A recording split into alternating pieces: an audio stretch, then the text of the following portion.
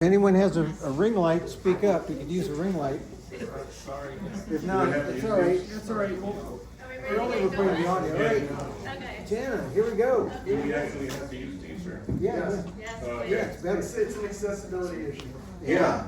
Well, they're a lot better than what I'm used to. No, this is good. I like the mics because, because then, you can, whisper and you can do this, make it a sensual event. Oh, it's already so, And they both actually know how to use the mic, so I'm happy. Yeah. So what are you wearing? All right. This is good. This is good. Spicy. Jana. Yes. Hi, everybody. This is like being at my class again, man. Hey, bro, I'll take notes. Yeah. Wow, this is like San Francisco State circa Sort of, 18. yeah, sort of, kind of. Thanks. Hey, more thanks- people are thanks for trickling showing in. people. Yeah. All right. Let's go ahead and get started, Oh, no. everyone. Oh, no. That's the only other person who was actually there. It's the OP. Hey, man, you're not being punished. You can come a little closer. There's people up here that know you. Did you shower? Of course he did. Is it Of course he It's a did. hygiene issue. It's Oscar hanging around it, Oh my gosh. The guy's a legend in his own mind. All right. Let's get started. Oh, okay, sorry. Hi, everyone. My name is Jana Ray Cabrera. I am the manager of the Filipino American Center here at the Public Library. If you didn't know, we're here on the third floor, on the opposite corner of this floor. We are the only Filipino American Center in a public library in the country. And feel free to come by and visit. I can show you what we have in there. And we're always doing programs like this. So we do have a newsletter. I did not bring my sign, I just realized. But we do have an online newsletter. So if you wanted to see what we have coming up in the next few months, you can just sign up on our website there. Let's introduce our speakers for this afternoon, or evening now.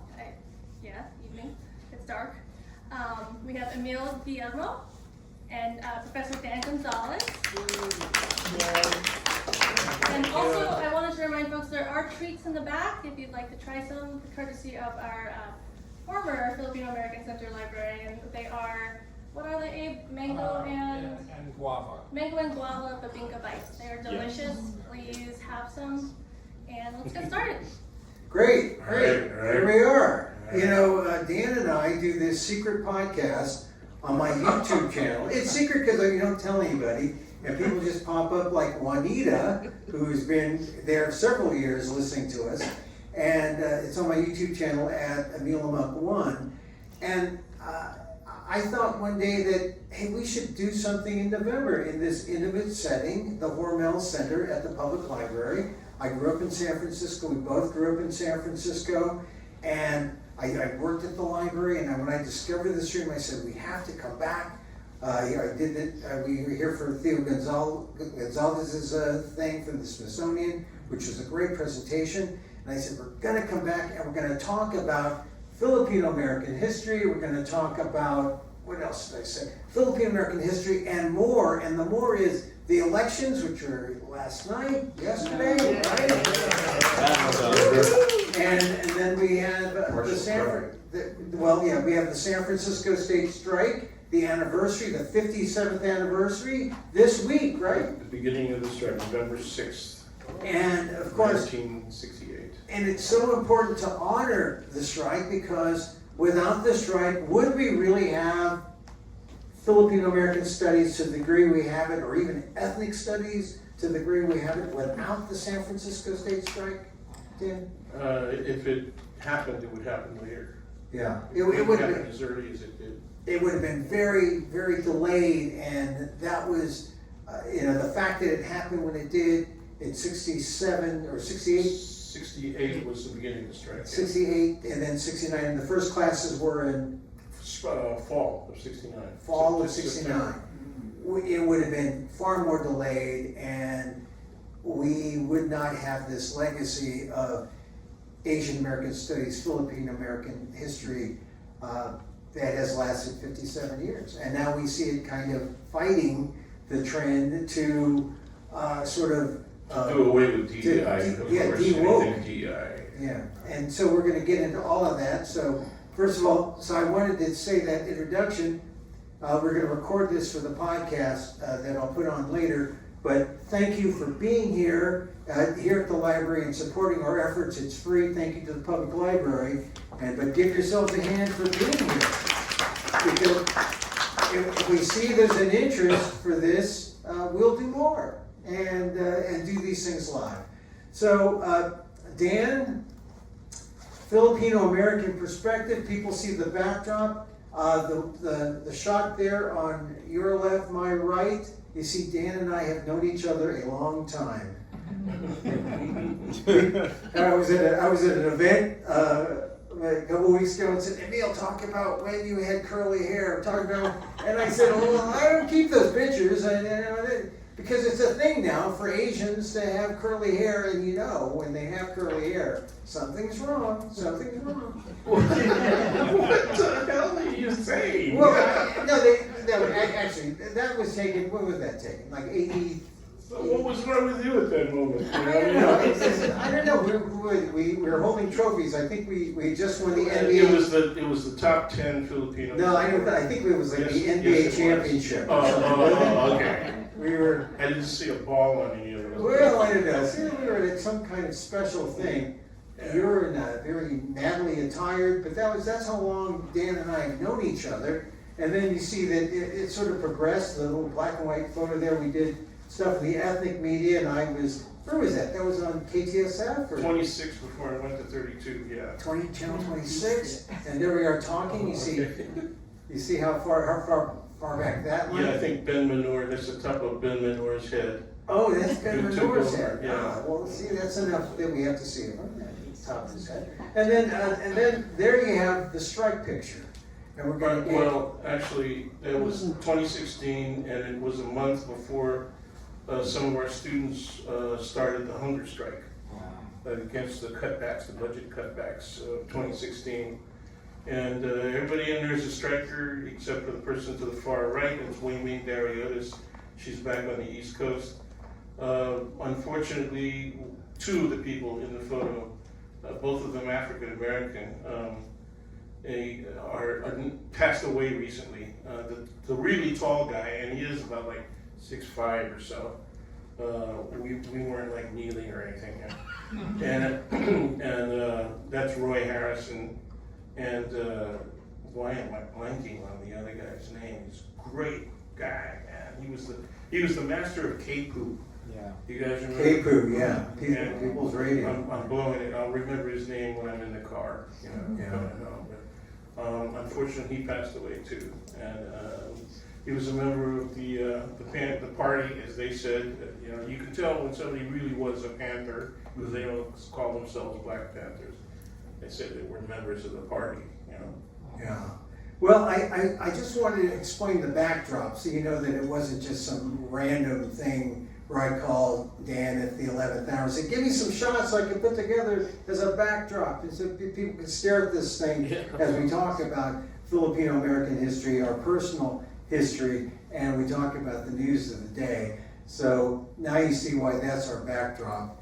And so let's get into it. I mean, we talk generally, we'll get to the strike, we'll get to Filipino American history, but we've come off just an incredible election, spanning New Jersey, New York, Virginia, and California. And I wrote something in Inquirer.net. I said, well, the Democrats have now voted, the voters have voted, will the politicians listen? Will especially the Republican politicians listen and realize that Election Day was their liberation day, their liberation from Donald Trump, and the okay from the voters for the Republicans to grow a spine and to do what they need to do to end the shutdown and to go forward. That's how I saw Election Day, that it's time for the Republicans to get serious. And then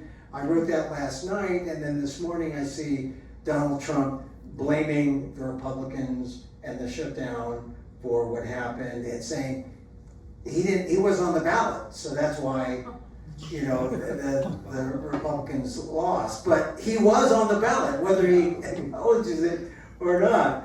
So, and then of course he wants to filibuster and it so that the simple majority can ram everything that he wants, so that can happen. And I don't know if that's the answer, because I don't think he's got the votes among Republicans to even do that. So I don't know if we've solved the problem, but we do know one thing, that even in a crisis period like these first 10 months of Trump 2.0, democracy still matters, the voters still matter, and the people's voice still matters. So It's ever hopeful in me. Ever hopeful. anyway, well, I'll give you a taste of what it's really like on our regular podcast, and Juanita knows, right? And I look at him and I laugh and I say, you know, you just are so full of kindness, you're extending yourself to people who don't give a damn, man, right? They just want to hold on to power. Today, Republican Party Californians they're suing, okay, right now, right. to block 50, right, the effects of 50. And so the question then becomes, do other states follow suit, right? Are some of the blue states gonna move? And I think they will. I think Pritzker might make a move. So we'll see. Yeah, well, the other thing is that you see Gavin Newsom out there speaking on behalf of the S-150 last night, and it does catapult him to a more prominent position nationally than ever. And I remember all last year I was thinking, oh, you know, Kamala Harris and Gavin Newsom, they are kind of competing to see who is going to make the most excuses for Joe Biden. and we see that Kamala Harris in her new book has really pretty much said, oh look, I didn't want this guy Walz, I wanted Pete Buttigieg. But, you know, I didn't think America was ready. She says this in her book. America wasn't ready for a black woman next to a Jewish man, next to a gay man and his spouse. And I said, God, if Kamala Harris isn't ready for this new America, I don't know if she's ready to lead this new America. That's what I thought when I read the book. And now here's Gavin Newsom saying, okay, I'm going to catapult myself. And I think that's a good thing for Gavin. If you're a Gavin Newsom fan, and I'm telling you, I'm sort of hot and cold on Gavin Newsom, but he was there for Alice Boulis's funeral. You know, he goes to all the events, and it makes a difference, because when you think, oh, who else was at Alice Boulis's funeral when he was running, you know, I think he was trying to get back into politics. I didn't see any other politicians there. But Gavin Newsom was there. So that kind of thing happens when you're talking about the Filipino community. And I think Filipinos woke up and they said, hey, Gavin, there may be more pro-Gavin than not. What do you think? Well, you know, he was there. He was there. Alice was important. He has a couple of people that are close to him, particularly folks that used to work in the assembly. At least 3 different assemblymen. Dean Graffilo, who also went to SF State. Yeah. And one of my students was Rob Bontas, chief of staff. And you know, Bontas looking good. I don't know, Alex Padilla, I think, is going to run for governor too. And so let's see what happens. But that opens up some space. Well, that's the thing about Bonta. I mean, I look at Bonta, and my relationship to Bonta is only that coincidentally, his mother and I share the same birthday. Not the same year, but the same birthday. Doesn't mean that he's nice to me when I go up to him and talk to him or anything. But I've always praised Rob Bonta. And I see him, and now that he's solved the smiling problem in his orthodontia, I think he's more appealing. And he's Got the smile under control. He's got the smile thing under control. He's also in the front lines now with the other attorneys general in suing for the tariffs, right? He was one of the first state AGs to go out and say, yeah, you can't, executive power, that Trump doesn't have it, tariffs, you know, you can't just, start these tariffs, you gotta go through Congress.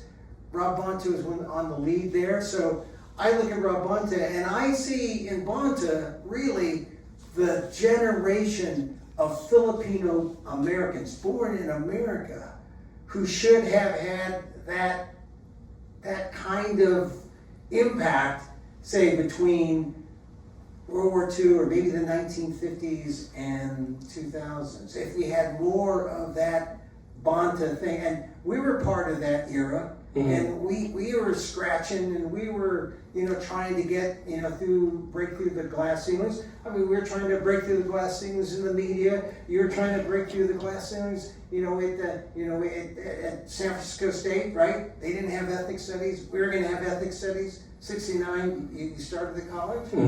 So. And I need to tell you, I really was telling the truth. That Oscar Penderano, the celebrated author, sitting in the back there, he's still awake, yeah. He was there, so he could not participate in the strike because his parents both worked for the consulate, and he would get kicked out of the country if he was identified with us. So I just hung out with him for poker. Oh, okay. And, So and literature, stuff like that. there's nothing wrong with poker. I mean, you probably earn some more money and We were ahead more than make up for tuition or something. Well, all right. So we were there at that period. So I look at Bonta and I see Bonta. That's really where Filipino Americans should be, and we just don't have that. Well, I mean, there. No, too much divisiveness. Man. There's a lot of retrenchment in the community. Not that hard, Luke. I mean, but that's Filipino American history too, right? I mean, it is. It is. When we talk about Filipino American history, and look, I'm all for recycling, but I'm not for the recycled experience of Filipino Americans that we have to, go back and we keep redoing our experience every generation. There is a reason that all of that activity, including the, well before actually the establishment of ethnic studies, there was all kinds of activism going on in Filipino American community on both coasts, the East Coast and the West Coast. And it goes all the way back to the 20s, right, the 1920s. So the problem is that Filipinos don't celebrate that history because it's really a strong history from the left. Right. We're talking about union organizing, and actually physically combating against racist political violence and social violence, against exclusion and all that. Hey, why do we have to celebrate it when we could just do a candle dance in the Tinacling? I mean, that's what we need. But this is the thing. You don't like Tinacling what? Well, and then when you look at how the immigrant community still outpaces the Filipino, we grew up, we were born here, we got, American born is now 51 or 52%. Right, it's 50. But we were both born here. We embraced the 14th Amendment when we got through our mother's birth canal on U.S. soil. Me at UC Hospital. That's what made me an American. It was at UC Hospital. It wasn't at some hospital somewhere else. I was at St. Francis Hospital. St. Francis Hospital. Good Catholic boy. See, that's how you know the native San Franciscans. Not only do we go high school deep, we go hospital deep. Hospital. St. Luke's, Kaiser. That's right. But that's important because that was, 14th Amendment, birthright citizenship. That's the thing that Donald Trump wants to take away. That's where we became American. And my beef always is that, okay, so my father, the way you count generations, he was the first generation, I'm the second generation, but I'm still treated like the first generation. We're still treated like number ones, and it's better to be number two in this situation. It's, to be American, and we were never fully accepted. We were always battling as from this position of being number one, first generation. Yeah, I remember you getting complimented on how well you speak English. Of course, I have to keep it up so long, it's tiring because I can go like this. It's so tiring. But and I only speak this way because my father had a transistor radio and I listened to it all the time to the Giants game. games. That's right. And, you know, Russ Hodges and Lon Simmons doing the play-by-play. And then when the games were off, I was listening to KYA and KFRC, Top 40 Radio, and all those guys talk like this. And that's how you learn how to speak that way when you were growing up. So I listen to K-Soul and KDIA. yeah, so- I listened to K. Look, I went to Everett Junior High School. I listened to K-Soul at some No, point. man, it's lifestyle. KDIA, Velvet Davis on KDIA. All right, getting back to the elections, then we'll go back into the Filipino history part.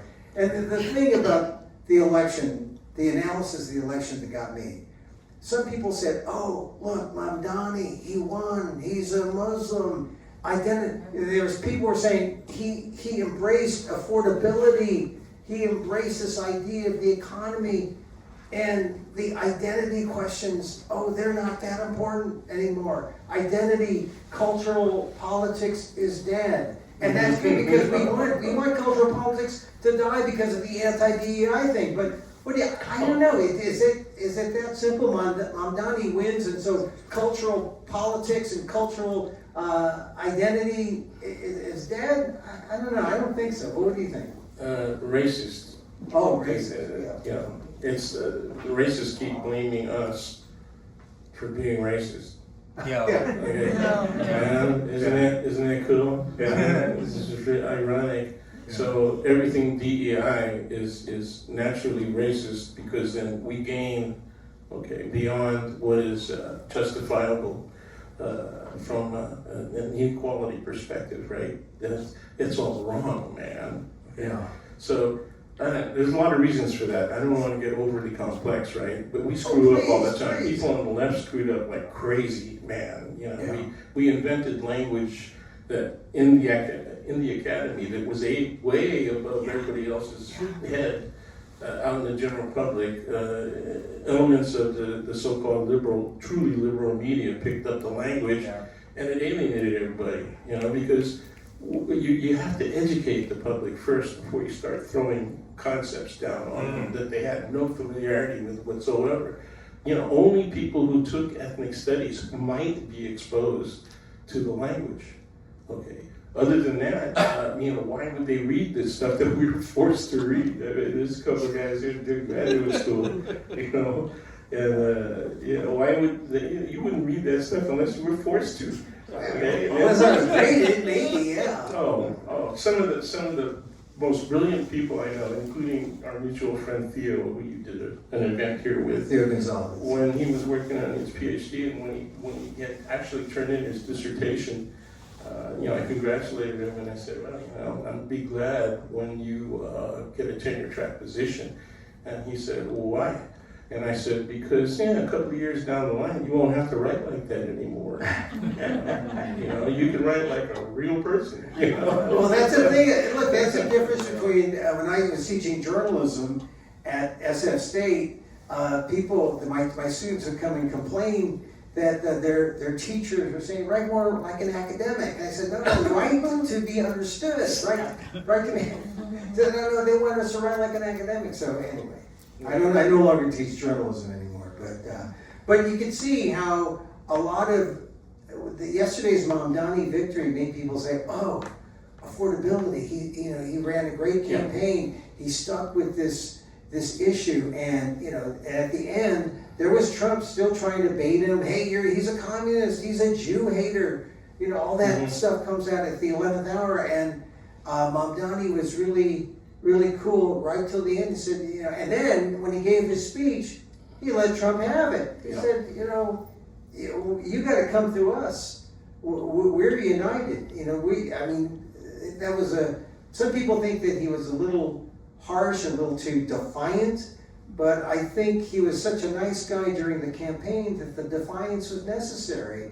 Anyway, so I come away from yesterday's election thinking, how does it change the DEI picture? Are people still cultural warriors, or will the Republicans switch from going after cultural issues and now go after affordability issues? Of course, they have to get people back on food stamps, but that's a big if. Pierce Morgan, who's not one of my favorite guys, right? But, Pierce Morgan's got a new book out, and he's just releasing it either today or within the next week or so.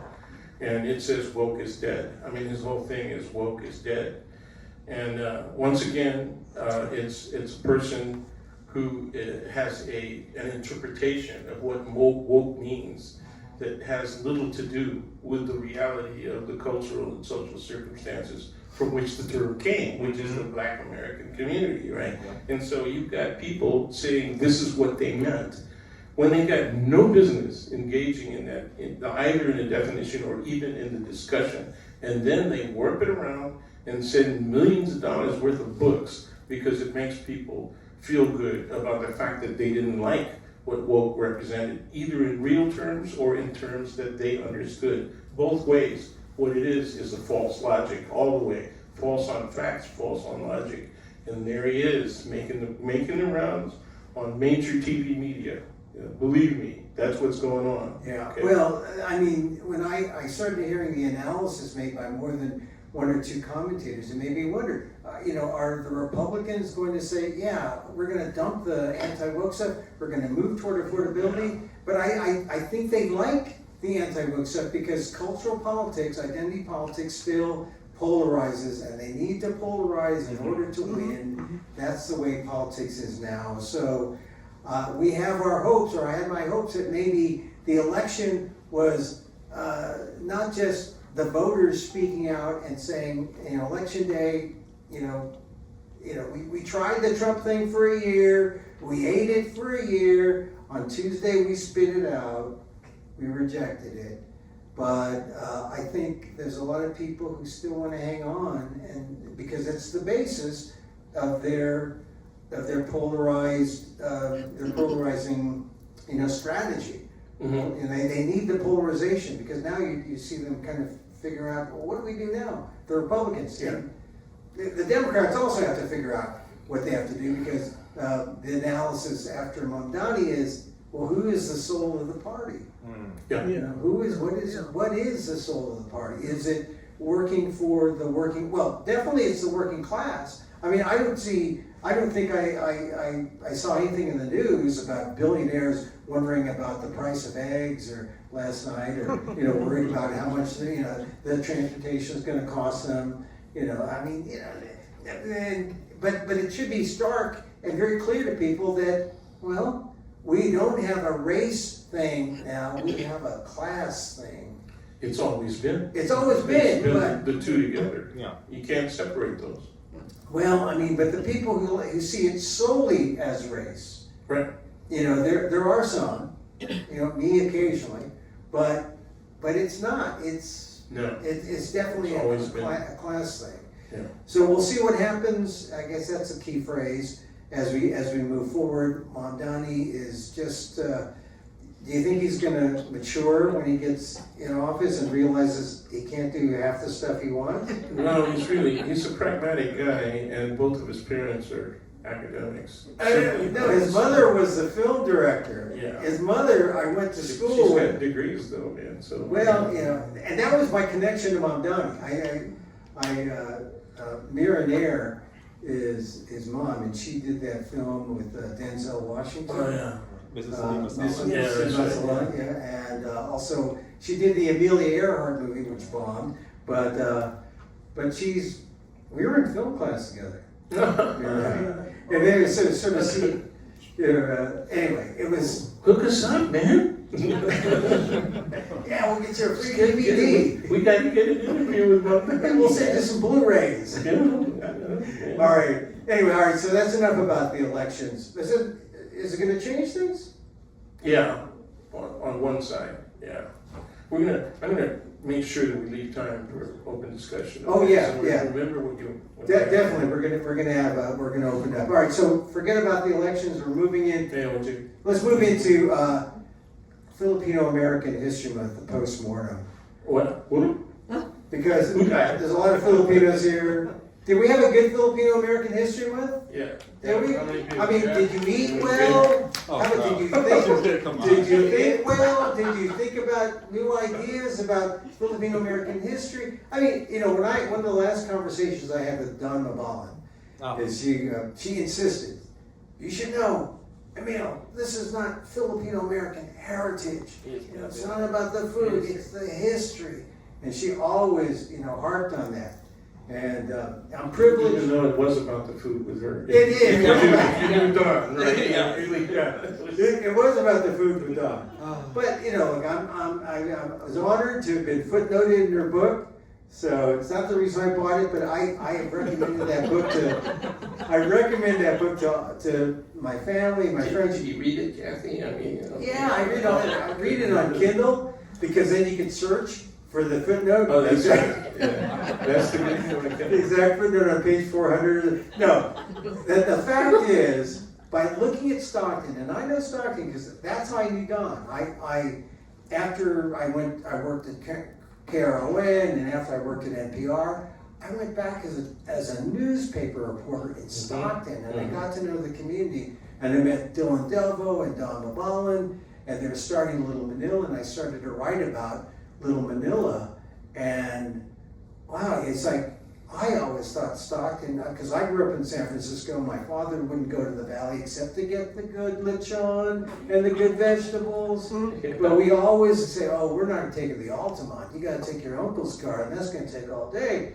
But once I was there, oh man, they opened my eyes to the community. And Don's book, The Community in Stockton, if you want to know about how Filipinos interact, and that's the model. Little Manila is in the heart. That's a book. And to people who don't know the Filipino community, I say, read that book. She goes through everything, including how Filipinos were treated after World War II or after Pearl Harbor. They wore buttons that said, I'm not a Jap, right? And not I'm a Filipino, but I'm not a Jap.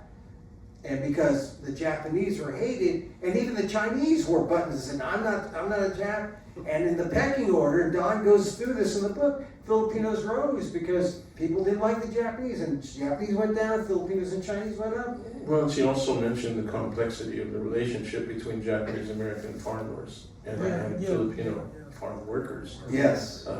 Filipino farm workers actually married the daughters of some of the, Right. some of the farm owners. Yeah. That's the complexity of the history. And so when you think about Filipino American history and you think of FONS, Filipino American National Historical Society, Going through a generational change right now. Yeah, they are. But every year they try to focus in on some aspect of the history, like Tidings-McDuffie Act, which essentially opened the door to the independence of the Philippines, right? And it also, well, I mean, the pathway was there. But Tidings-McDuffie is an important thing. And how many people talked about Tidings-McDuffie this year? Probably. I did not. You're making me feel guilty now. Although when Fonz went over Tidings-McDuffie, and that was a good focus. I don't know what the focus was this year. This year it was the fact that there are more. How did they handle the politics of Tidings-McDuffie? Because it was a major sellout, right? Well, it depends on your perspective. It was good for the Filipinos back in the Philippines, not so good for the Filipinos here, right? Yeah, well, it wasn't so good for either side, And so to look at it as though it was a good thing for Filipinos in the Philippines is wrong-headed as hell. Even though the economy of the Philippines was tied to the dollar, and it was 2-1. I mean, wouldn't you want to have that now? What is it like? It's still around 50 to 1. 50 to 1. Yeah. The growth in the Philippines was interrupted, right, by the Second World War. And then especially after the war, the United States invested in Germany and Japan because their reindustrialization would be the most rapid, right? So talk about hugging on your enemies, right? So you got the Marshall Plan in Europe, and you have the reinvestment in Japan. Ford sent their engineers over to help build their automotive industry. They went automotive conveyor belts and all the rest, near automation, right? Before the U.S. did, because they sent they're better engineers over there to help them rebuild. And that, what happens, you know, within a 20-year period, right? Suddenly the United States wants to abandon the General Agreement on Tariffs and Trade, right? Because the Japanese are actually beating the hell out of us in several industries. The top two are automotive and electronics, you know? So, hey. Well, see, this is the thing where about, did that leave the Philippines? this is the thing about Filipino-American History Month, you know, in terms of how deep do we go. That's right. We can get the highlights, you can mention Tidings McDuffie, but then you go into some of the conflicts. That's right. I mean, a couple of years ago, Fonz focused on Pedro de Unamuno and October 18th, 1587, Right. The first landing of Filipinos. Now, I think Even though there's geological differences on whether well, or there are some historians who have picked apart that, but the fact is, the Filipinos were deckhands, and they were the first to be in North America, right? Yeah. They didn't settle it. they weren't just deckhands, man. They were the They're deckhands. Navigators. Navigators. Navigators. Yeah. Okay. Yep. Big time. Yeah. Major navigators. They were getting picked up all over the world as navigators, not just by the Spaniards. Yeah. But anyway, back me up, Oscar. Right, do now, do now. Until now. Until now. That's right. Two merchant marine schools in the Philippines, and it's one of the biggest industries that we serve. Oh, And good. they It's take right. They were also paid, they were not slaves. That's right. They're also Paid, paid. right?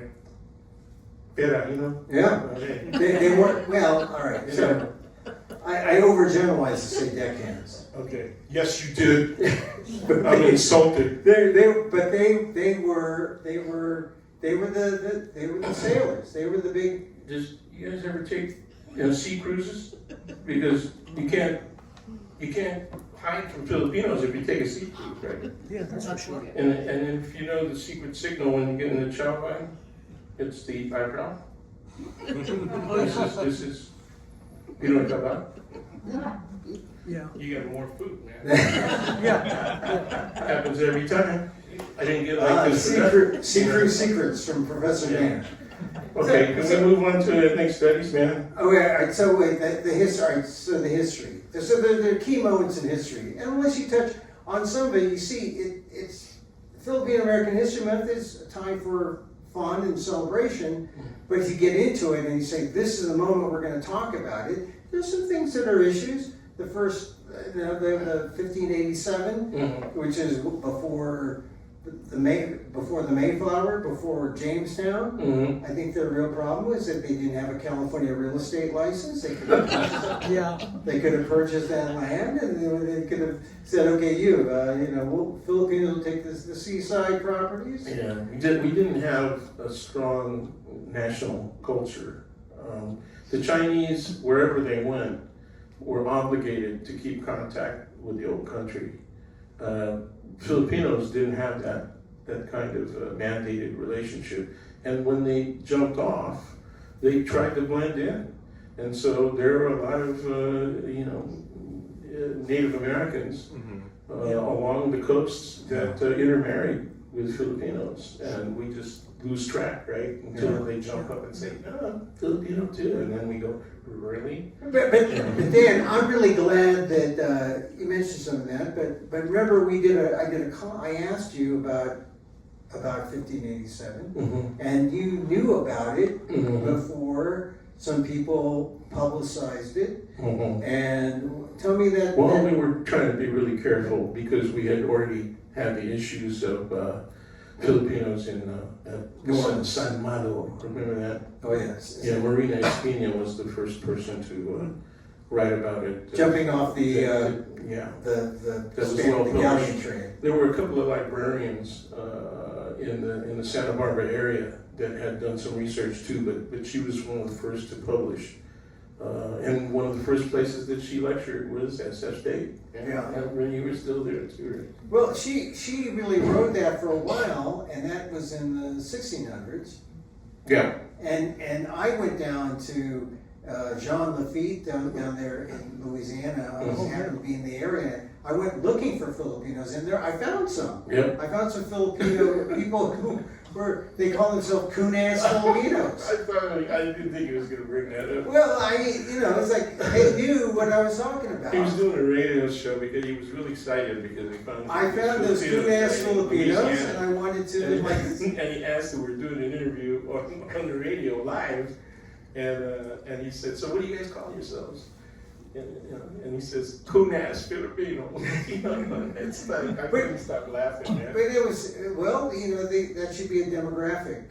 That's right. But 1587, the information you got kind of puts them in second place. Yeah, just because it's earlier, and people want to claim. But the issue is, how can you claim when you don't have a continuous history from that port? So we landed.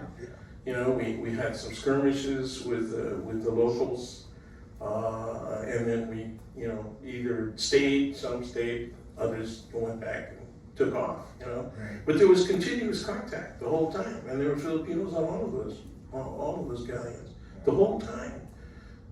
So we just don't have the records to, so it's nice to be able to claim, but when you can't show the continuity of the development of a community or, like that, then it kind of lacks the power, of claiming our presence. All right. I like to say, first is first, next. Okay. All right, so, those are just some of the things about Filipino American history. And each year, FONS, Filipino American National Historical Society, tries to come up with new things. And this year's was the fact that there are more Filipinos who've come since 2000. To contribute to our 4 million, people presence here in the United States. And now I know you attended one of those FONS now Zoom sessions, well attended. Actually, I attended. You didn't attend all? I attended all of them, including the one that you. Yeah, I moderated the first The one. first one, yeah. But what was your thoughts about this idea of the Filipinos who have come since 2000, and what is the conflict that you see? Well, it's trying to build a more positive relationship between the people that were already building a community before the Second World War, and the post-65 population, because that's an ongoing division within the community. I don't know that it was really addressed the way that I would have liked it to be addressed, because a lot of it is about psychology. It's about identity, right? And I don't want to offend people here, so. Go ahead, please, Dan, please. You don't? It's We're all family here. Just don't throw stuff, okay? So what was your Well, okay, the problem has always been that those people who weren't born in the Philippines are viewed by first generation Filipinos in general. Okay, I'm not going to say that everybody thinks the same way, but in general, my watch is telling me to shut up. Good. In general, that we're not authentic. So Filipinos, and it's not just second generation, third generation, fourth generation, even 1.5s get treated as though they're not authentic because they have become too Americanized. Okay, and that's really problematic. One, because it's depending on how you measure authenticity, right? It's not always true. I know a lot of people who were native Filipino, but they know very little about their own history and culture. And they actually sometimes contest Filipino Americans who've taken classes in ethnic studies or elsewhere and who know the facts, right? And are up on contemporary writing from the Philippines, right? About the national history of the Philippines, about the evolution of culture in the Philippines, right? But we're still not authentic. I was in the Philippines with Lou Sakia, another writer. I know that. Another essay, yeah, of course. And he invited me to a discussion with the outgoing senior administrators and professors, all male, yeah, all male, all really well published. The same guys that we read from all the time. You know who I'm talking about. And so waving at Oscar. And Lou brought me over to their table, which was at this Inihala's barbecue joint, right, on campus at UP. And he says, well, this is Professor Gonzalez, you know, teaches with me at SF State, and I'd like to introduce you to him. And so Lou provokes this discussion by saying, so, are Filipino Americans Filipino? And Zeus Salazar, right, the emperor of that table, right, says, of course not. Whoa. And I looked at him and laughed. I said, this is going to be a very interesting conversation. And that's what started it. And it was a great conversation. The first thing I did was say, let me see, which one of you guys studied at the Sorbonne? Another one of you got your PhD in London. Isn't that when you were at Oxford? You know? And so I started making fun of the fact, you're going to say that I'm not authentic, man. You know, where did you get your PhD? Because a lot of you go into Western universities and study it up. And they all started laughing and saying, okay. And to get that stamp of approval from the Sorbonne. Oh, yeah. Yeah. And then they drank super dry San Miguel. Mhm. And when you're done with the evening, man, yeah, the table was like nothing but beer bottles. It was good. It was a really good time. Well, you know, this is the thing. What is, are Filipino Americans Filipino enough? And Well, we at least could discuss it, right, Mhm. at that level, but Yeah. that's not what happens on the ground, you know. You get kids feeling excluded in their own family gatherings because of it. Tagalog, you know. yeah. Just like that, and it feels bad. Yeah, and I have to admit, yeah, growing up, I mean, my parents, my father came in 1928, didn't marry my mother until the 50s. She wasn't a war bride, she was sort of a valet for a woman who she patronized the dress shop where my mother was a seamstress, and she brought my mom to San Francisco and then let her go with some comadres who took her. Back then, there were so few Filipinos. You see a Filipino and you're here, and she was over there by St. Dominic's in the Fillmore. And she'd see these comadres and they'd, oh, they're your family, right? And that was like her family. And my father was working in the restaurants, and they were Filipinos. Everyone who was Filipino, they knew they were Filipino, right? And then they finally, when they met, and then I was born, and I was not Filipino. I was just, I belonged to them. I was not I was different. I was always different from the other Filipinos. And I was not the immigrant, but here's my conflict. I was always treated like the immigrant. And that was, I was like, well, wait a minute, I'm American. And so I always thought there was a special place for Filipino Americans. And then I saw the political stuff happening in the 80s. Remember Alex Escamado, who ran the Philippine News, and he started NAFA, right? I would go to some of the first organizing events of NAFA at the Civic Auditorium. And as an American-born Filipino, I always felt out of place, like I was not a part of that group and what they were fighting for. And most of what they were fighting for in the 80s was they were Filipinos in exile because of Marcos. And they were developing an anti-Marcos kind of thing during that time. So I was just generationally out of where the majority of people were who were here from the Philippines. And I was always searching for Filipinos who were like me. And maybe that's why when we met, there I was. This is this guy Dan Gonzalez, another Filipino. Although you went to SI and I went to Lowell, so never the twins shall meet. Yeah, the gentleman in the back also.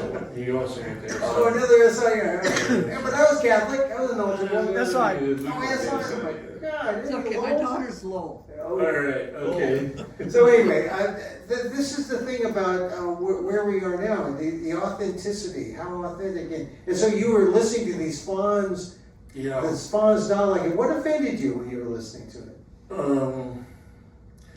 A lot of the American-born second generation that my age, around my age, that's always been an issue, right? Is that they've always resented the being treated as though they're not authentic, right? They're not real.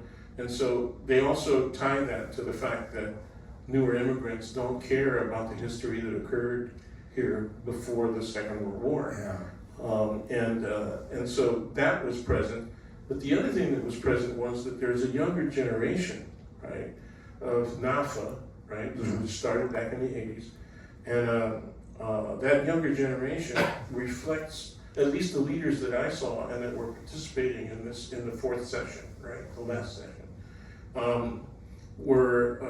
they were clearly informed in an ethnic studies way. So they're very conscious. They had down the different eras of immigration, the kind of attitude and identity that each of those eras had, without being judgmental, just saying these are the kind of characteristics that you can expect from the experience. Not only at the time that they left, but the conditions in American society when they got here. Those are controlling elements of their experience, right? And one of the gentlemen said, you know, one of the most difficult things for me to accept was that the reality that the United States was based on race and racism, right? And man, that just, that blew it up, because all of the older Filipino Americans, and we're talking about second and third generation born here, right, were just really upset by that statement. They would Really? not accept it. That race was not an issue, or? No, race was, that the country wasn't based on race and racism. And it's the Constitution, right? I mean, you guys remember those classes. Yeah. Well, how did you get out of that one I alive? didn't get out of it. They wouldn't let me talk until they turned off the recorder. I'm serious. Yeah. No.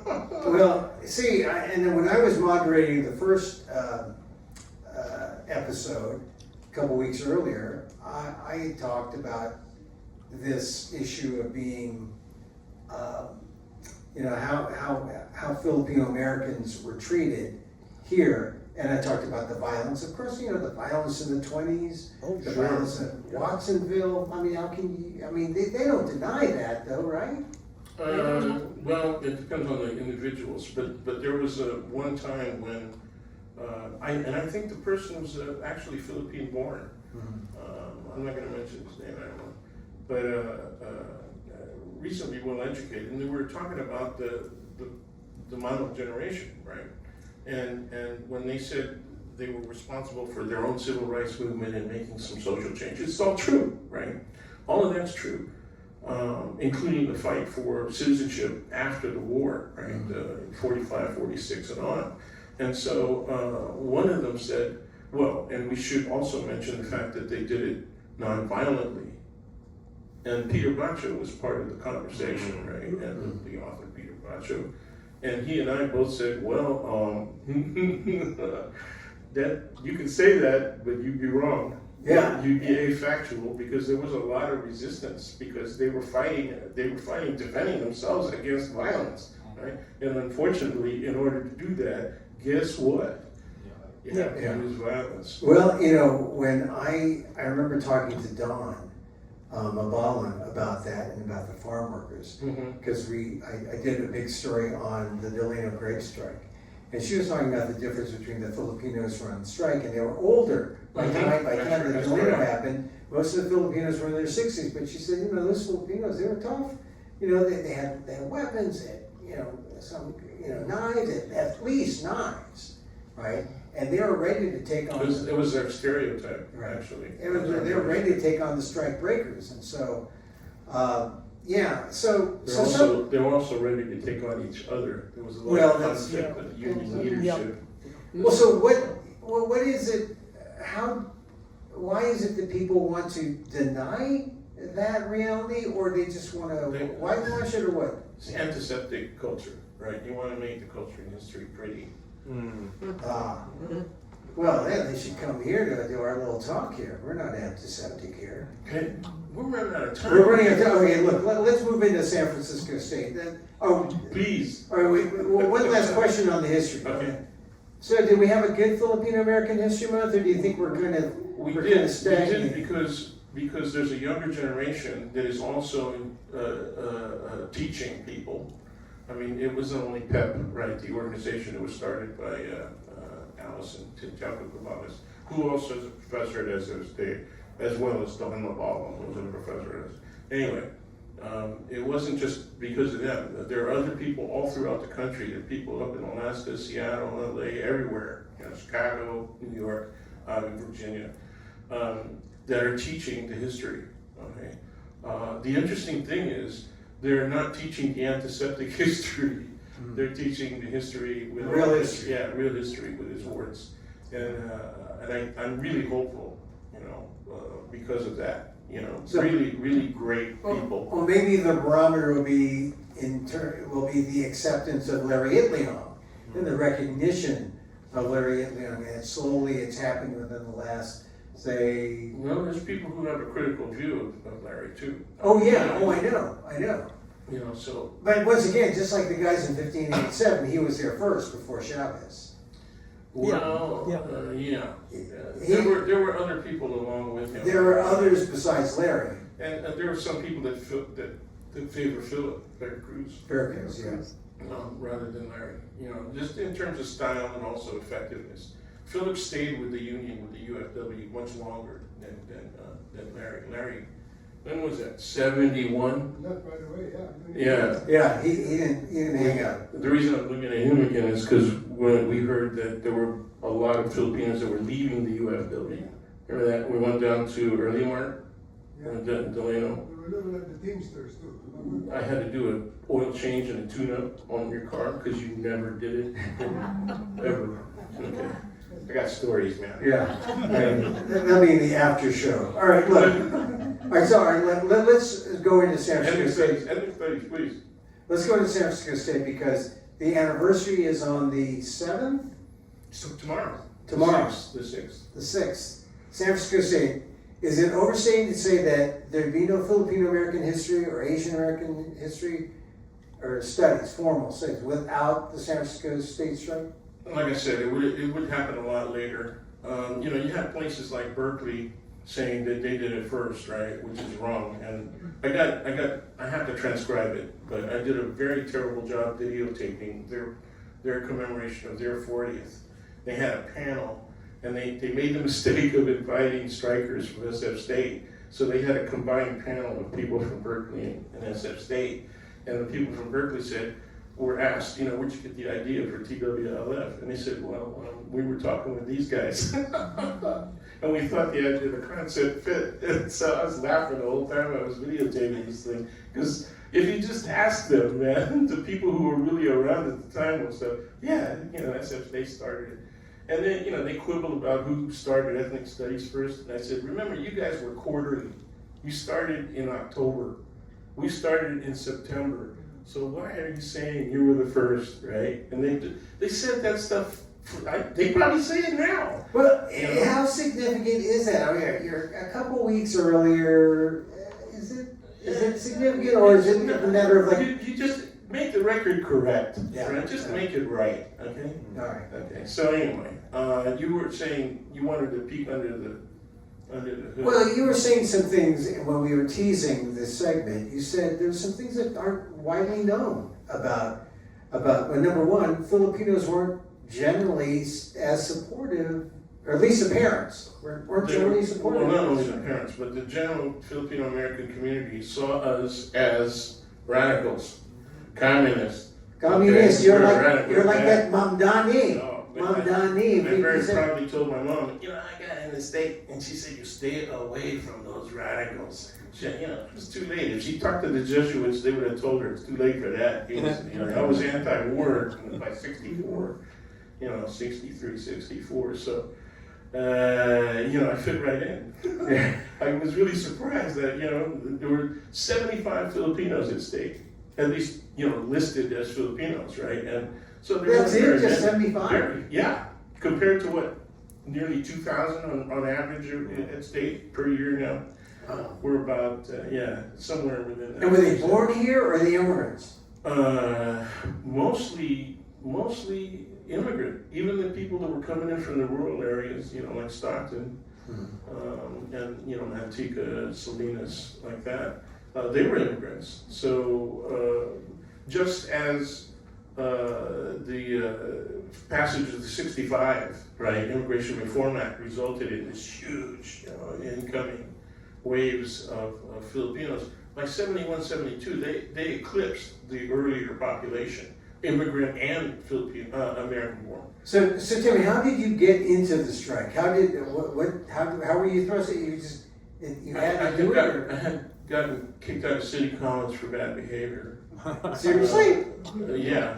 Oh, you didn't know about I that? didn't know that. It was gambling and underage drinking, I think it was. Oh my Yeah. God. Yeah, I got You say you're Catholic? They let you drink? Okay. No, it wasn't about all that. But anyway, so I was working downtown full time and going to school at night, and somebody said, you know, there's a strike going on at SF State. And I said, you know, what's that all about? And they explained it, so I went out to check it out, and then people said, you know, you have this program, the EOP program, and you can get in, right? Just go find somebody from PACE, and they told me about this organization, and I accidentally ran into a guy, Ron Kidichai, who's now the retired Superior Court judge, right? And he had a bandage on the left side of his head. I didn't want to ask why, but he had a big bandage on the left side of his head. And he walked me through the process of applying, introduced me to the administrators and all that stuff. And it turned out that administrator, the EOP program, had a Filipina assistant, right?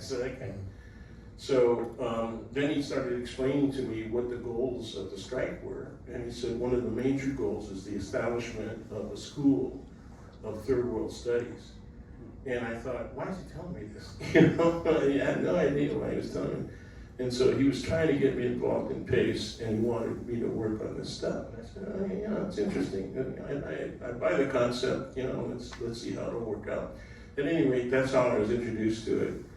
And I was curious from the political point of view about how we would do this, right? What's the process that we do? Do we have to go through the academic senate?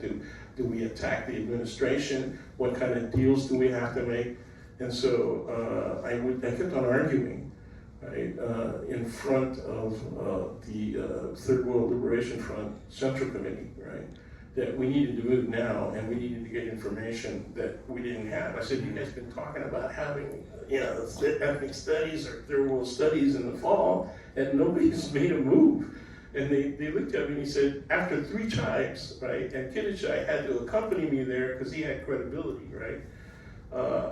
And he said, yeah, listen to this. And so they said, okay. And this is exactly what they said. Al Wong, who was the chair of the Central Committee at the time, said, okay, get the ball rolling. That was it.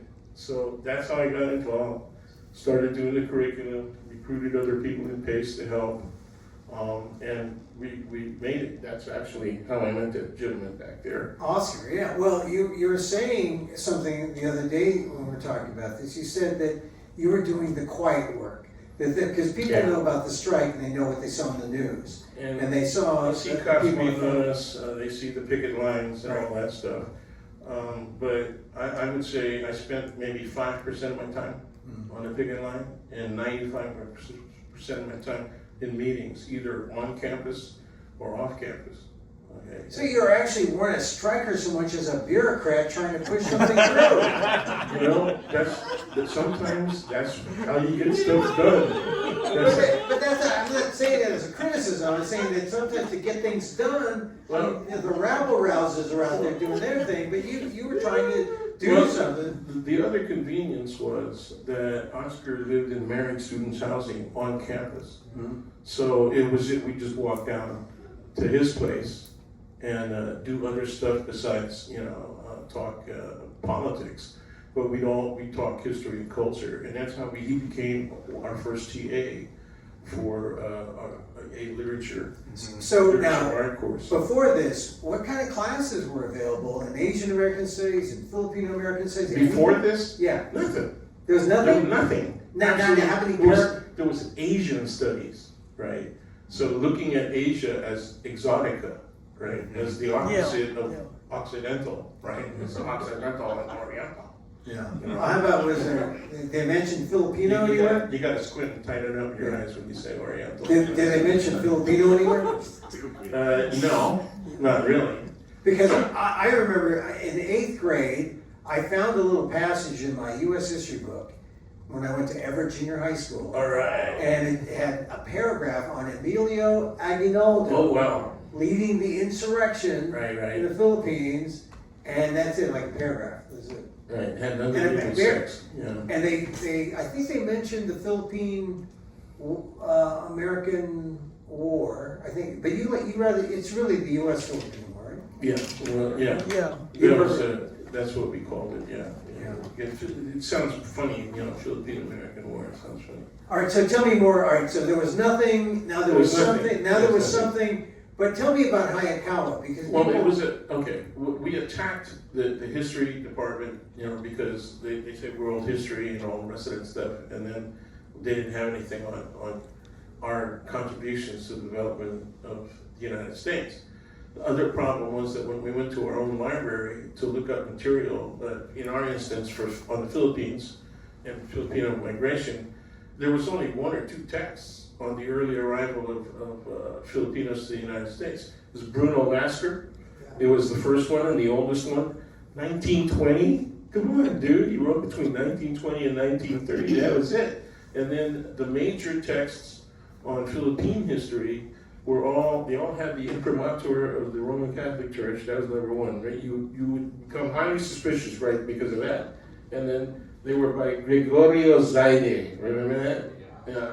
You know, that it was colonial as hell. All right, so limited and colonial, Yeah. and so there was the strikers had a point. So it wasn't. I mean, people remember the strike as being violent, but there was an intellectual side that was very real and not violent. And there were some Filipinos who bought into that. They didn't like the strike, right? They were worried about our politics, right? Whether or not we really were commies and all that. And there was a couple of people who were socialists, you know, among us. But they liked the idea of Filipino American studies. At the time, one member of the group pushed the issue of doing Filipino American studies. Filipino. Yeah, so we bought it for a while. I was against it, but everybody else went for it. So for a couple of years, we were Filipino American studies until Filipino immigrants from the Philippines, you know, said, we don't do it that way, right? The people are Fs, right? And only the language is P, Filipino, right? And so people had to say, okay, but what about calling the Philippines Filipinas? So there's all these contradictions, receiving contradictions and stuff. But what it has to do with is understanding that it's Filipinos in the Philippines, however they treat us, right? That say we're not authentic enough and all the rest of that. That they do have the right, okay, to determine how their culture and their people and their history are explained, okay? The question is, are they willing to accept change in that narrative? And that's where we came in, right? Right. when The that- Americans. No, the Filipinos and the Americans, because the Americans had their colonial perspective on the Philippines. Right. Philippines bought into that. And so there was a new movement coming out of the 60s, right, in the Philippines that was very internally nationalistic. And they wanted to understand pre-existing, right, indigenous culture. And out of that came the work of a gentleman by the name of Vera Enriquez. He was a psychologist, and he started the area of Psicologian Filipino, nationalist, indigenous-born Filipino psychology. And when Oscar was going back to the Philippines the first time since you were 12, right? Yeah. In the mid-70s, and Marcos was still in, obviously. And I didn't want to go back because I had been anti-Marcos and my name was on a list, right? That kind of stuff. And he said, "What do you want?" You know, bring back. I said, "Bring back stuff on women's movement and nationalist psychology." And so he introduced me to one of the early monographs by Vera Enriquez, and I adopted it. And this is how you develop the curriculum Yeah. throughout the years. All right, so And he did too, by the way. So. well, let's talk about Hayakawa, because people, when they talk about SFC, they talk about Hayakawa. how did he, I know him for being a very bad narcoleptic. How was he awake His long nickname enough? was the sleeper, yeah. How was he awake long enough to get it through, and what kind of, I mean, because the violence, it was, Yeah. the news was bad, but ultimately they had to say, we need this. He was a This big- is not basket weaving. He was a figurehead, first of all. He didn't run the joint. The guy that ran the joint was Don Garrity, his veep, his provost, okay? Some of us who were engaged in all that stuff knew both of them. We had to deal with Provost Garrity because he was the guy that really ran the place. Sometimes we had to deal with Hayakawa because he was posturing, like the guy that's the president of the United States now, in meetings, but With his tam o'shanter. yeah, all that stuff. He was really good at posturing, and we knew that he wanted to run for political office himself, even though he never did it before, not even on a local basis. But there was a possibility he could become a senator, And he did. and we did. And so we said, we'll vote for you, just to get him the hell off the campus, right? Just get tired. Is that what did it? Yes. Is that? Yeah, he made the mistake of inviting us to a luncheon with the keynote speaker for the graduation exercise in May, late May of 69, spring of 69. So the guy says, well, yeah, 3 of us, we'll take 3 of you, you can come to lunch. And Juanita Tamayo was the person who said, yeah, we got invited, but should we go? And I said, where are we eating? She got upset. But I said, no, it means it's meaningful. Where are we eating? And it was Yamato's, great Japanese restaurant, authentic cuisine, right on the corner of California and Grant in Chinatown. And it's not there anymore. But I said, yeah, we should go. And I came up with a scheme that I would get proven documentation on the status of Filipinos in the United States, along with other people of color, right? And I would get a State Department white paper on a briefing on the perspective of our State Department on the Philippines, right? Put it together in a file, said, give this to him, you're gonna be sitting next to the guy. The guest was Chancellor of the University of Philippines, Salvador P. Lopez, a member of the Lopez family, right? The contested against Marcos, it's big time, and professor of political science. So this is perfect, right? So I gave him that file, and he turned around, and on that Saturday, that was a Wednesday or Thursday, we had lunch with these guys, and all of the Anglo members of Hayakawa's cabinet hadn't really eaten authentic Japanese food. So I was sitting on the opposite end from the guest of honor, and Judge Kidichai was the other third person, and Juanita, and so I was sitting on that end, and they kept on passing the food, and asking me, what is it? And I said, well, it's kind of hard to disguise octopus tentacles. And they would just look at me and just pass the food. That's how I really enjoy it. All right, but that kind of socializing, that was as important as anything on the Absolutely. bigger lines. Absolutely. Anything on the bigger lines.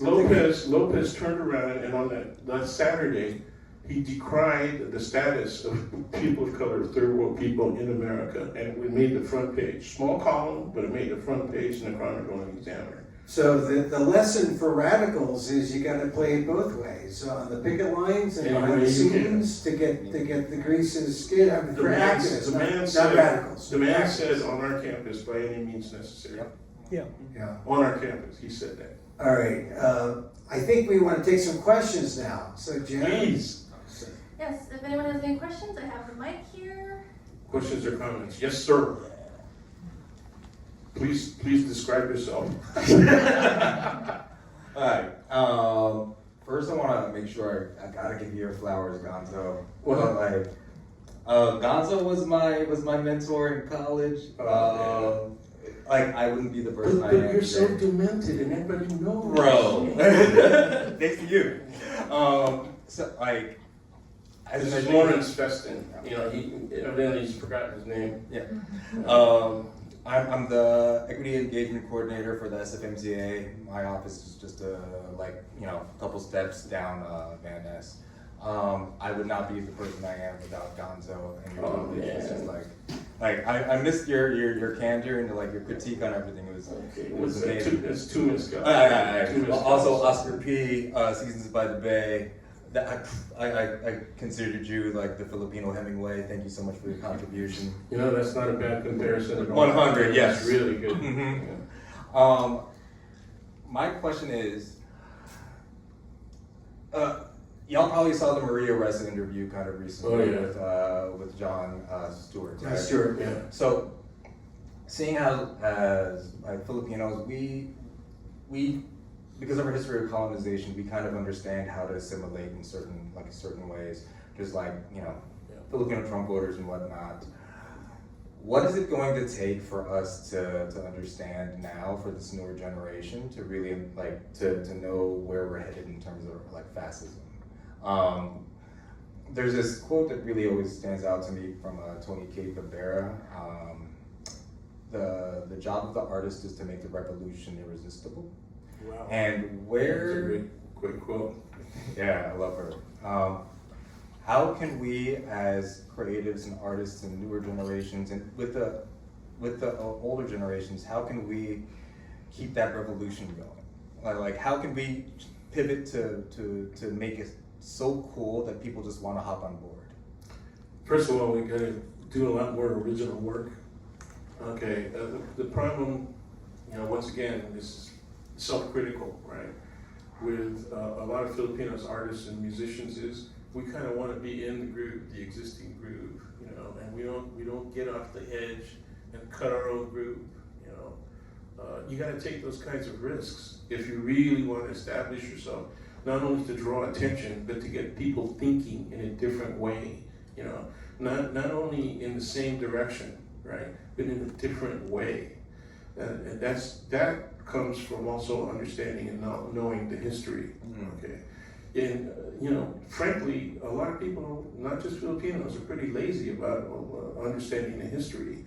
And like Emil said earlier, how about just even getting into it deeper, right? So that you see the area of conflict where it occurred.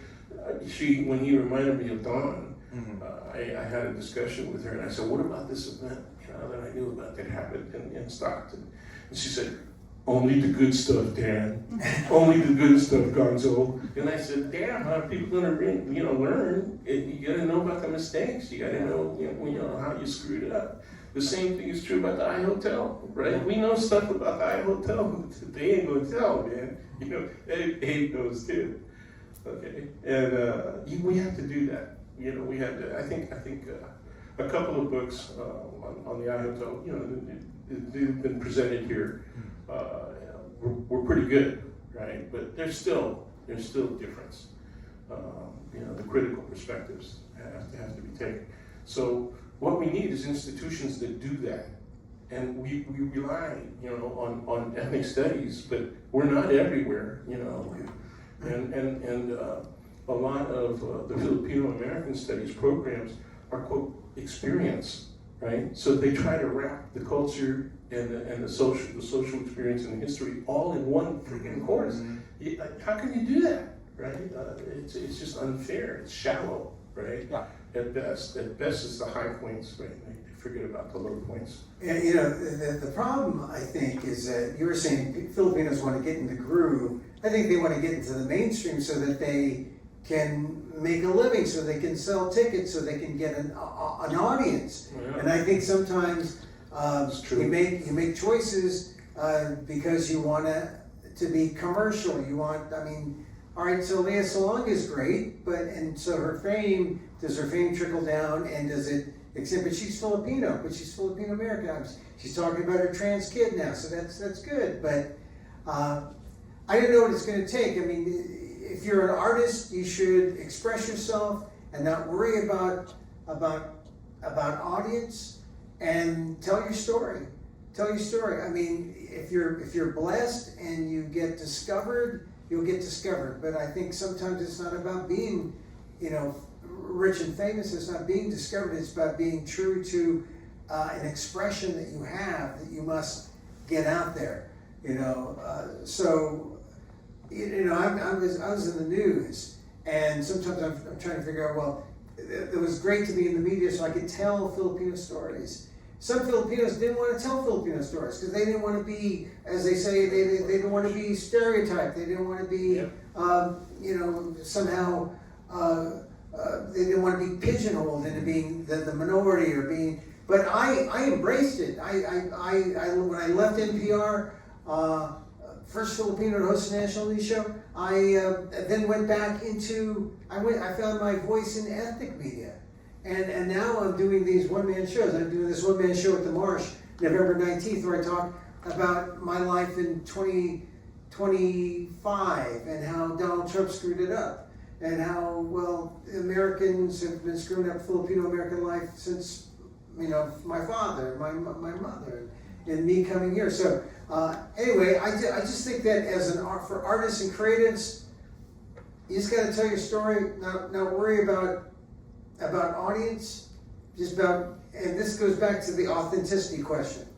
Be true, be authentic to yourself, and maybe they'll be discovered, 20 years after when you're dead. Like some of the best artists weren't discovered until later when they figured out, what were Filipinos doing during this time, or Asian Americans doing? That's why I went into journalism, because I thought, I'll write these commentaries and these columns, and maybe people say, look, we found all these ethnic papers. Well, what did Dawn do? Dawn Mabali, most of her stuff was going over the ethnic news of the time. That's how she discovered that Filipinos were lynched in Lodi and Stockton.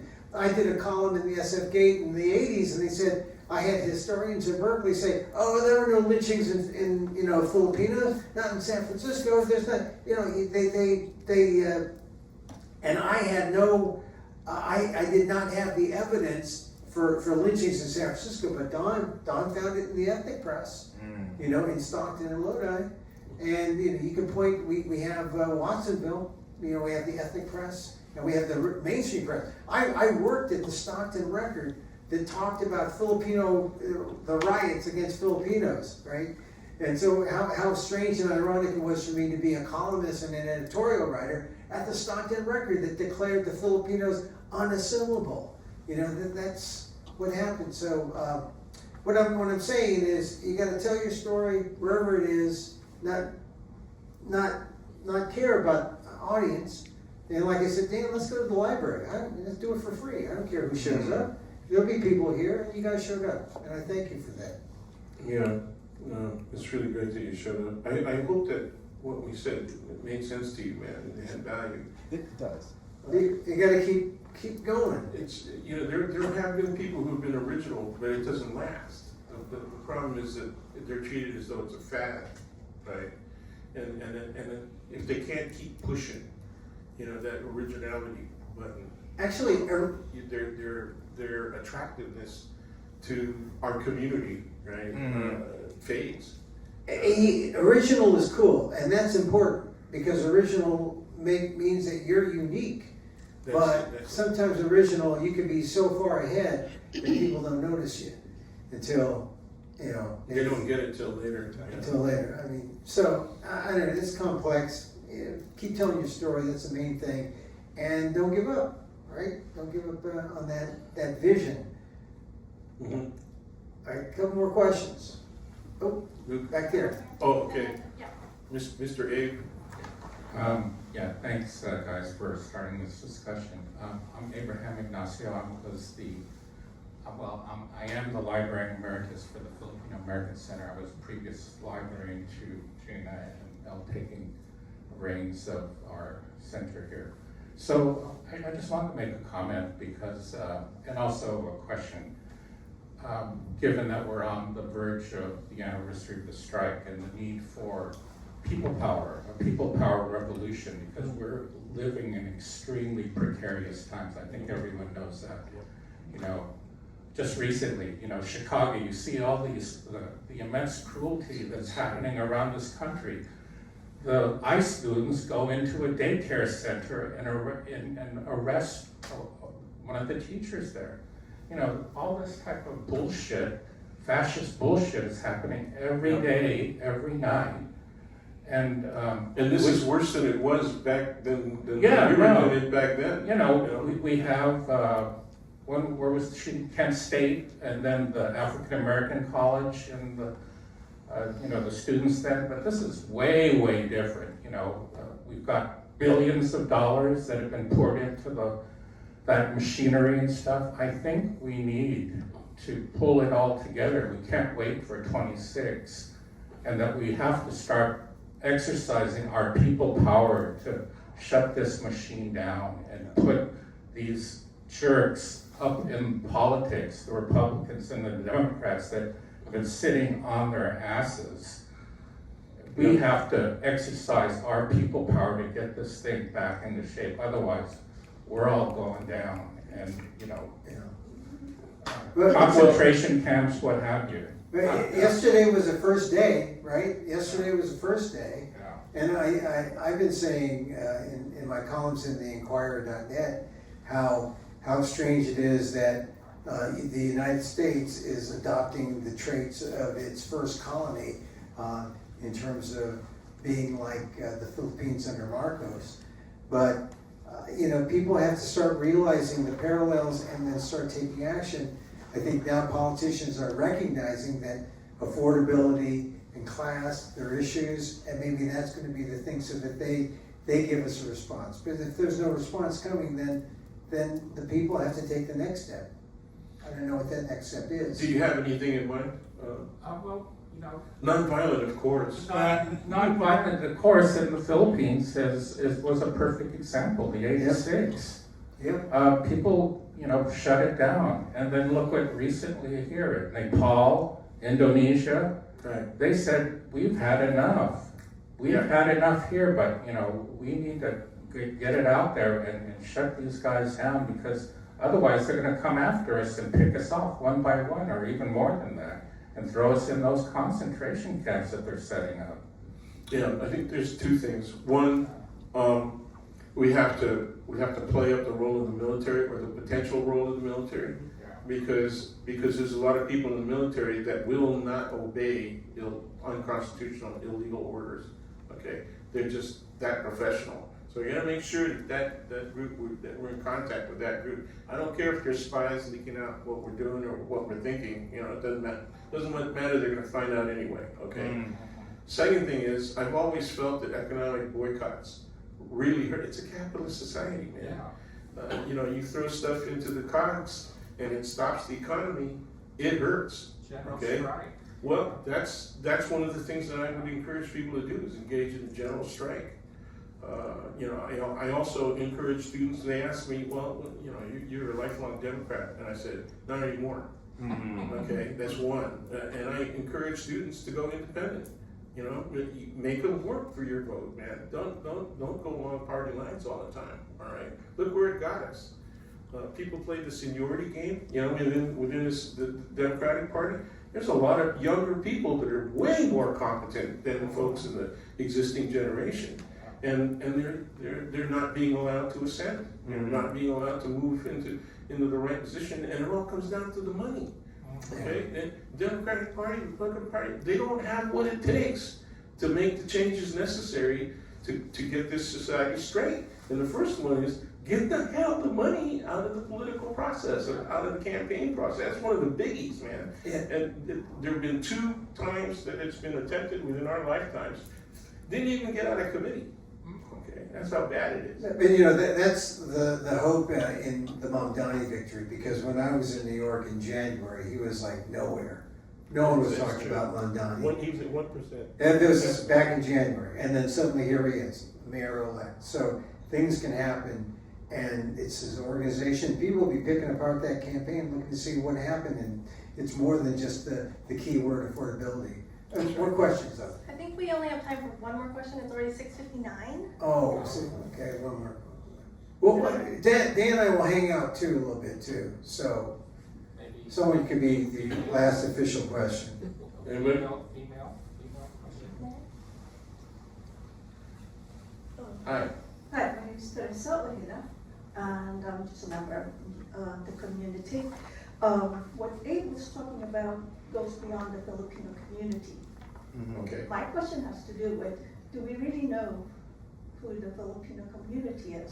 I haven't seen any real study of who we are now. Mm-hmm. The last one would have been Campomares. Okay. That was in the 80s. Are you talking about Coponanes from Berkeley? Berkeley. Yeah, all right. Oscar? Oscar? So for me, it's like, you know, people still talk about Filipino Americans as the second largest Asian group.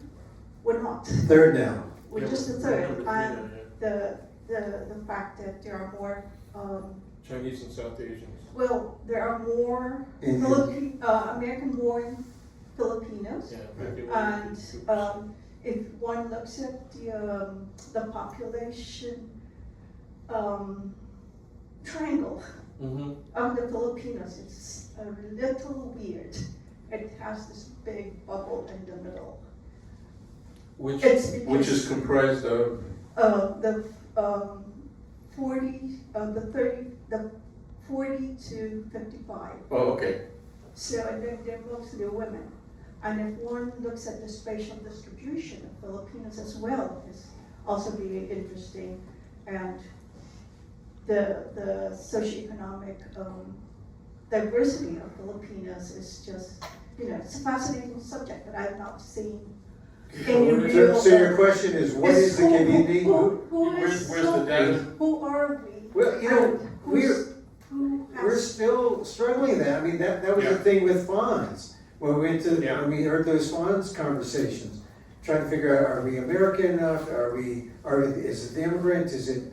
no, I'm not talking about the national or the national immigrant versus the US born, but I'm talking about the community Itself. itself. Oh, where do we live? A profile. Profile of. Yeah, us. a Because profile of how who can- we are now how as a can community. How can Okay. we like organize Okay. and I- talk I- about? I think you're asking a data question as well, right? Well, How much do we know? So, Yeah. you know, you can't organize if you don't know where people are, Yeah. you know. There have only been regional studies. I haven't seen anybody do a really comprehensive study other than the Census Bureau, right? So that's the data that's available, okay? Just the Census Bureau. But we have, yeah, exactly. That's what hasn't happened yet, at least to my knowledge. Not since the 80s. Well, who wrote the, not Choi at Berkeley, but, not Carmen Choi. Who was it? It was a book on, there were two sisters, both PhDs. One of them wrote a book on, no, on nurses. Yeah. Oh, Joy. That's, Was it's Choi? Choi, Kathy Choi. Yeah, Kathy Joy. There was one other person that wrote, but yeah, Kathy's one of them, and she has a lot of data.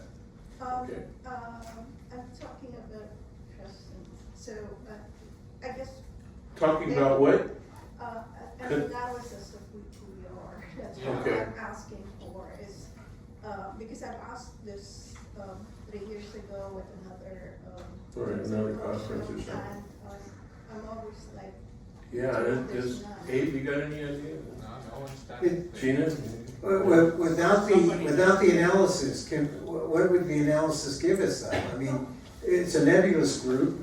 What would, the point would be to identify where we are so that we can mobilize, so that we can figure out what we want? I know, it's just knowing us. Because, you know, people would always generalize Filipino nationals, question authenticity, and then Well- we'll be told, well, because, you know, then we The be told, NAFTA- oh, you have access, and that's it. That's all we know about the community, is that we are divided. The NAFA group has got a new generation, and they seem to have their data together. I'm assuming that from the way that their statements, the statements they made during the Fonz NAFA seminar, you know, online Zoom seminar a couple of weeks back, One of the people whose names I remember off the top of my head was a gentleman by the name of Lou Vargas from Seattle. You might want to try and look him up online and then refer to the Zoom conference with Fonz. And there were other people that were part of that discussion that clearly had a solid data orientation. And he did a 4 generation immigrant review that was really good. And so if you're asking about the characteristics of the community and described in a way that give us a clearer understanding of our condition as well as where and who we are, that was really good. I thought his job was really good. Okay. Right, I think it's an important thing. I think it's great that you asked that, but I think to get back to what Abe is saying, I don't know how important it is to know that in order to take the kind of action that needs to be taken right now. I mean, big picture, yeah. Academically, intellectually, yeah. But there's some things happening now on the ground that are real and aren't intellectual and aren't based on knowing who we are, but we can see who we are. We can see who's employed. We can see who's not being fed. And something has to happen to get to that point where, you know, we can move in that direction that Abe is suggesting. You know, people who are more moderate will say, we got to look at the political players and try to move them. Certainly the Democrats are showing that they are moving in that direction. Maybe, we don't know. You know, Mamdani has a plan, but is that something that the Democrats nationally will adopt? I mean, we just had this big vote on 50, Prop 50, because we can't all agree necessarily on how to, you know, should we fight this gerrymandering this way, should we not? You know, this idea of principle based on, you know, being ethical and, you know, having this commission which says we're gonna have everything just right versus actually fighting, you know, hand to hand with the way the Republicans are fighting. We have conflicts with that. I think it's gonna take really the soul of a community organizer. And I think the best community organizers don't need a study to tell them how far forward to progress. And so we're gonna have to see, unfortunately, look, I'm a journalist, I just look at things and try to understand them. And, you know, but I think yesterday was a good indication of where we could go. And then there's always the question of unity. What's gonna unify us? You know, how do we all get together? Just the Filipinos. How do we unify just the Filipinos? Who are they? Who are they? Well, Where then are we get they? back to the question. Yeah. You know, As a everybody's group. question. Who are we, and where are we, and where do we get that kind of sense of, you know, that drive that will compel us forward? But that's why Dan and I just talk about these things here. And that's why conversation's a start. Conversation's the start.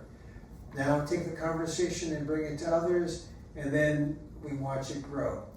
Sort of like a better version of multi-level marketing.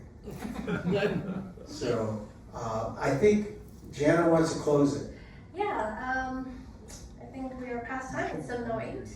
Thank you very much to our presenters. Can we give them a round of applause, please? Yeah, thank you for coming.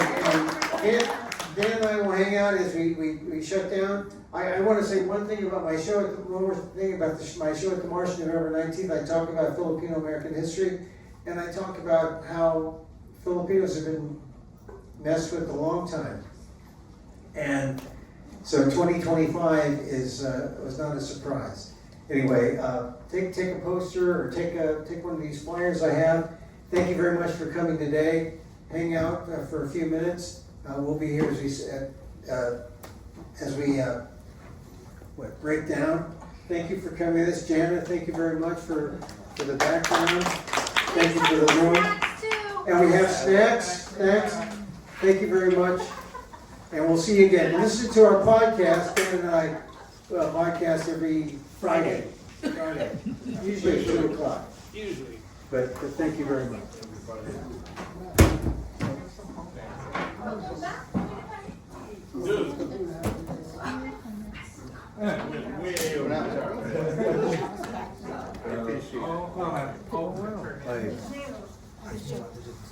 Yeah, I haven't put you in a while.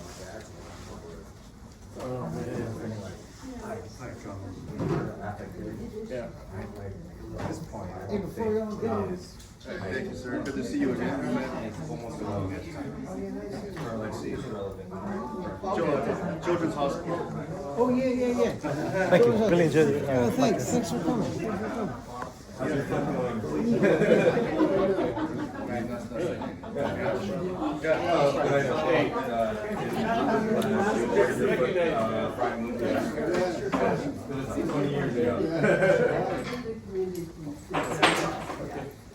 Take care. This is my homeboy OJ. Another NCAA guy. Nice to meet you, bro. Good to see you. I hope you feel safe. What's up with these old guys? You don't think I felt safe? You'll never catch up. You guys will never catch up. I'm at your station by your house. I'm at 15, right? Ocean Avenue. Yeah, Those guys, I don't know if there's been a generation change in that shop, but those guys were crazy back in the day. Now I'm doing that. One, they can cook really well. That's all they do. Two, they're from that. They got burned. I know, but I need to cut They were firing fireworks. I want to get a picture with Oscar. It's still a little bit crazy. I knew somebody was going to I mean, I don't know what if you were So,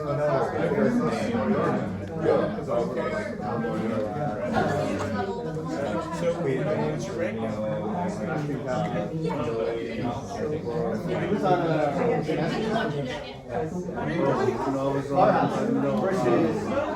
Versus Irvine Mall. Or Dreadlock. The F word, Gordon Ramsay's the F word. So, Oh, great. so I work with North End. This one is only about 10. What's your gig over there? Working HR. Been there for a long time. Yeah, data guy. Okay. He's got the screen. He works with his mind. That's why we're a good team. So, How are you doing? they're cool. The older one is married, the long time married, and we're gonna have some South City. She was, let's say, from the upper class. So he said, no, she's the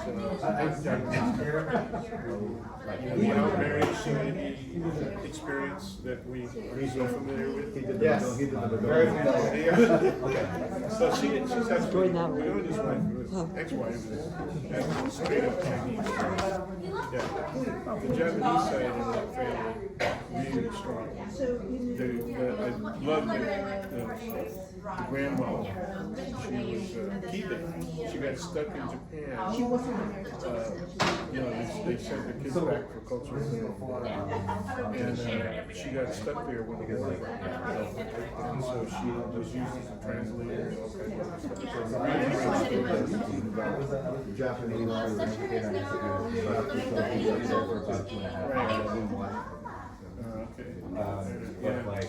There's some stuff coming out now. All of a sudden, people are interested in what's happening in the Philippines. I mean, on my feed, because, somehow the damn thing understands what I'm looking at, right? But I got all the volcanoes, my algorithm is just dictating what the hell. Oh, geez. Really? The current, yeah. Hey, man.